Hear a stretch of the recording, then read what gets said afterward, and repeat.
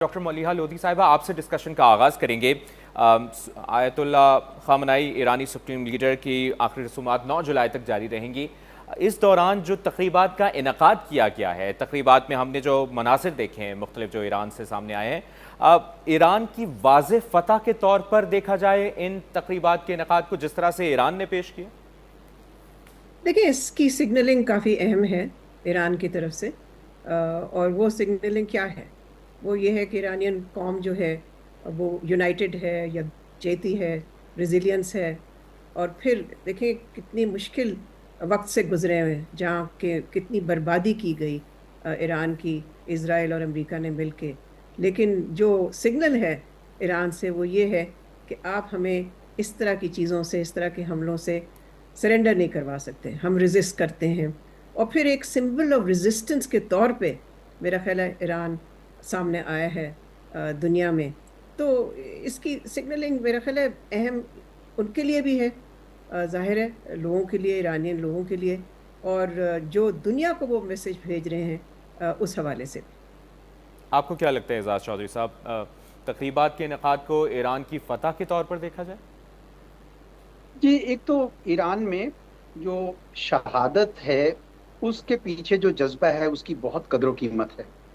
तो ये तो राहबर भी थे लेकिन शहीद भी हुए। तो उस वजह से भी ये आप ज़रा ज़्यादा देख रहे हैं वहाँ पे एक माहौल बना है। लेकिन मैं डॉक्टर साहबा की बात से बिल्कुल इत्तेफाक करता हूँ कि ये ज़रूरी था उनके लिए ये मैसेज भेजना कि देखिए पूरी कौम जो है वो मुत्तहिद हो गई है और वो इसको इस्तेमाल भी कर रहे हैं।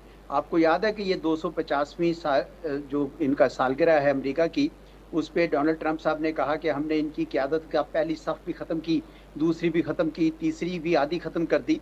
तो वो तो तासुर ये दे रहे थे ना कि ये बड़ी कौम कमज़ोर हो चुकी है।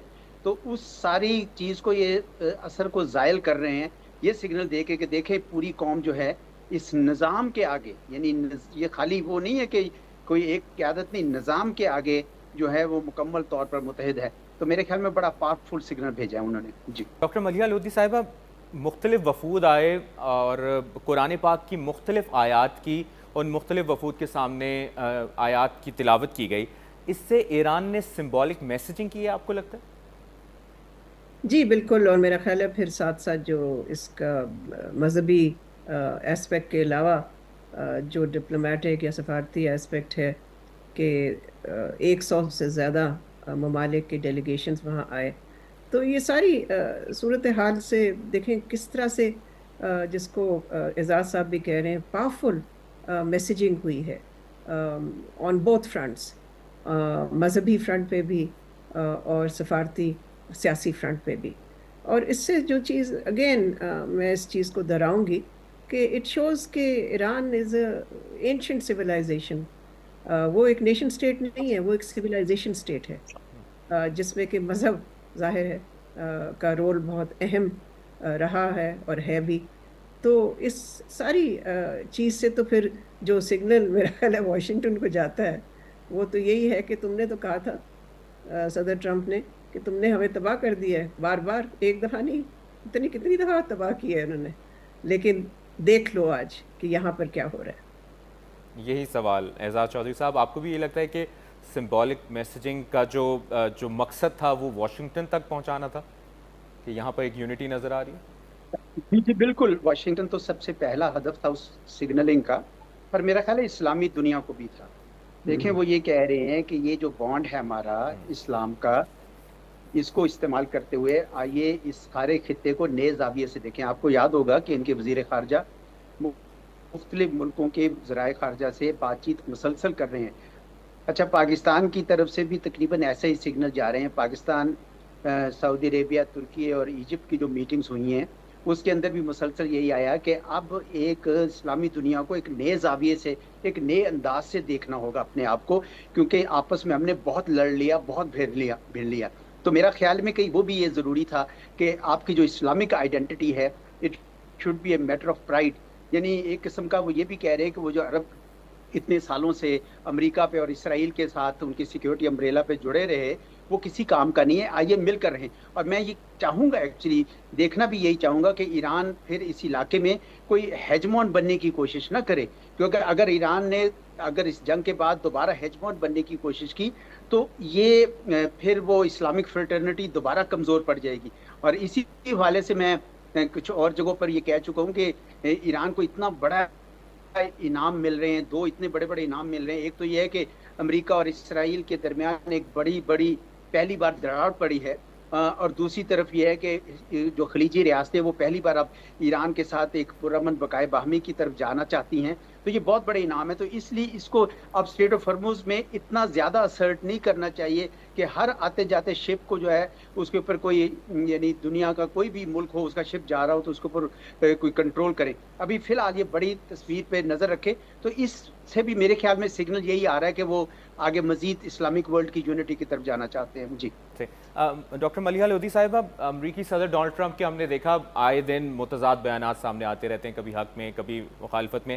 ابھی جو تازہ ترین بیان سامنے آیا ہے امریکی صدر کا, انہوں نے کہا ہے کہ 1 ہفتے کی مہلت دی ہے ایران کو, ایران کی درخواست پر سپریم لیڈر کی آخری رسومات کے لیے.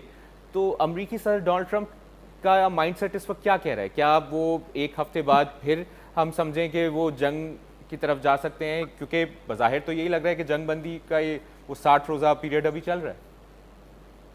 دیکھیں یہ تو صدر ٹرمپ کی عادت بن چکی ہے نا کہ he blows hot and he blows cold.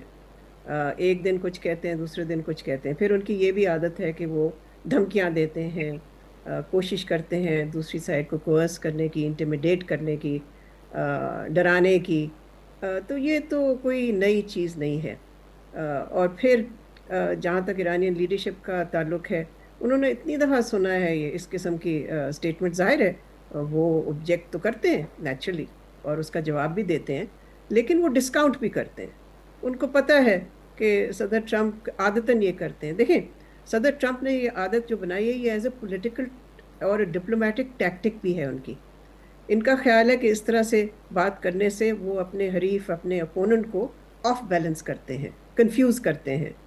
لیکن اس سے کوئی ان کو فائدہ نہیں ہوا. دیکھیں جیسے جنگ میں جو یہ جنگ ہوئی ایران اور امریکہ اسرائیل کے درمیان, اس میں تو پلہ بھاری ایران کا رہا نا, اس لیے کہ ایران کے پاس ایک اسٹریٹجک ایسٹ آ گیا, لیوریج آ گئی اسٹریٹ آف ہارموز کے کنٹرول سے. اور مذاکراتی پروسیس میں بھی میں سمجھتی ہوں کہ Iran has been calling the shots. یہ بھی ایک دلچسپ چیز ہے, کالنگ دا شاٹس اس حوالے سے کہ اس کی ٹائمنگ, اس کا سکوپ, اور پھر ایسی چیزیں ڈلوانا میمورینڈم آف انڈرسٹینڈنگ میں جو کہ بالکل ایران کو فیور کرتی ہیں. مثال کے طور پہ جو چیز نہیں ڈالی گئی وہ تھی بیلسٹک میسائلز, جس کو صدر ٹرمپ نے کہا تھا یہ تو میرا جنگ کا ایک پرپز ہے, ایک ایم ہے, وار ایم تھا ان کا کہ ایران کی بیلسٹک میسائل کیپیبلٹی کو تباہ کرنا.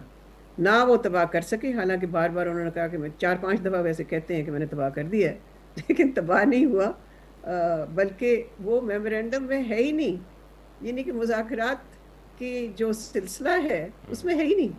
اور پھر لبنان, اس کو بھی جس طرح سے بالکل میمورینڈم کے شروع میں ڈلوایا, میرا خیال ہے ایران نہیں, ظاہر ہے میکنگ اٹ کلیئر کہ اس کے بغیر یہ امن کا پروسیس آگے نہیں چل سکتا. تو وہ بھی ایران کی آپ کہہ سکتے ہیں یعنی کہ ایک اچیومنٹ کہہ لیجئے, ڈپلومیٹک گین کہہ لیں. اور پھر ایک اور حوالہ میں دے سکتی ہوں, اور وہ ہے نان انٹرفیئرنس. اور وہ ایک ایسا ملک اب کہہ رہا ہے امریکہ جس نے کو کرایا ہے ایران میں ماضی میں, اور جو ابھی بھی صدر کہہ رہا تھا کہ جی ہم تو جو وہاں پروٹیسٹرز ہیں ان کے لیے ان کی حمایت میں آئیں گے اور ان کی مدد کریں گے. اب وہ ایک کمٹمنٹ دے رہے ہیں non intervention, non interference in Iranian affairs.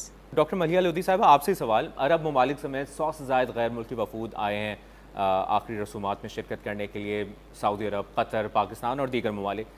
اس کو واشنگٹن کیسے دیکھے گا؟ کیا یہ امریکی صدر کے لیے یہ مناظر حیران کن ہیں یا پریشان کن؟ میرا تو خیال ہے ان کو کافی اس سے پریشانی تو ہوگی, خاص طور پہ اگر سعودی عربیہ کی ڈیلیگیشن بھی وہاں موجود ہے یا تھی. مگر میرا خیال ہے اس کو اگر ہم براڈلی دیکھیں, یہ نہ صرف دیکھیں کہ صدر ٹرمپ یا امریکہ کیسے دیکھتا ہے, دیکھیں جو سگنلنگ اب ہو رہی ہے جو میسج آ رہا ہے ایران سے صرف نہیں پورے خطے سے، وہ یہ ہے کہ اس جنگ کے بعد جو ریجنل آرڈر مستقبل میں ایمرج کرے گا وہ ریجنلی اونڈ اور ریجنلی ڈریون ہوگا. وہ اس میں باہر کے ایکٹرز کا دخل نہیں اتنا ہوگا جتنا کہ ان ریجنل پاورز کا خود ہوگا. نہ ظاہر ہے یہ اس پہ بھی ڈپینڈ کرتا ہے کہ کس حد تک یکجہتی ہوتی ہے، یونٹی ہوتی ہے، کنسنسس ہوتی ہے ریجنل پاورز میں.